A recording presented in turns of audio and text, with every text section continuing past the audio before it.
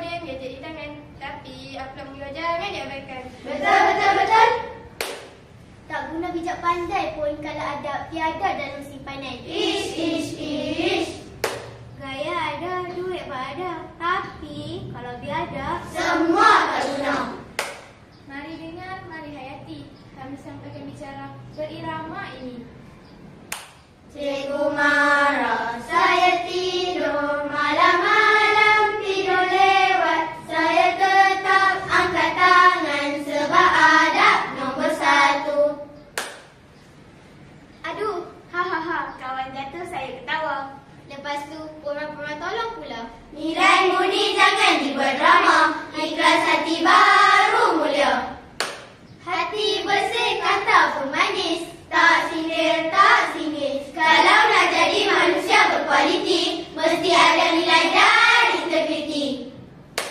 Woi, aku nak tanya ni. Ish. Adab sopan bila berbicara. Tak menjerit sesuka hati. Rada tenang wajah ceria. Itu sunnah Rasul tercinta. Jujur itu kunci. Amanah itu perisai. Tanpa keduanya runtuh beriman. Rasulullah SAW bersabda, tidak ada iman bagi orang yang tidak amanah dan tidak ada agama bagi orang yang tidak menepati janji. Hadis riwayat Ahmad. Nilai jujur, nilai amanah. Jangan suka ambil mudah. Kalau salah, Terus mengaku. itulah pahlawan ilmu yang jitu.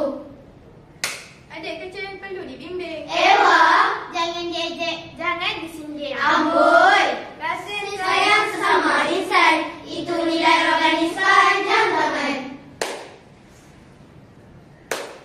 Kita murid bangsa harapan, adab mulia jadi pedoman. Dengan nilai kita bergerak menuju surga diredai Allah.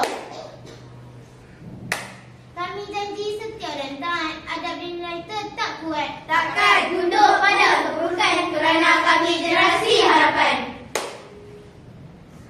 Generasi berani bukan sembarangan, beradab tinggi berilmu bertahan. Nilai murni jadi bekalan, hidup pasti diberkati Allah. Mari semua jangan berlengah, kita bangkit jadi ummah yang gagah. Adab dan nilai pembangkit generasi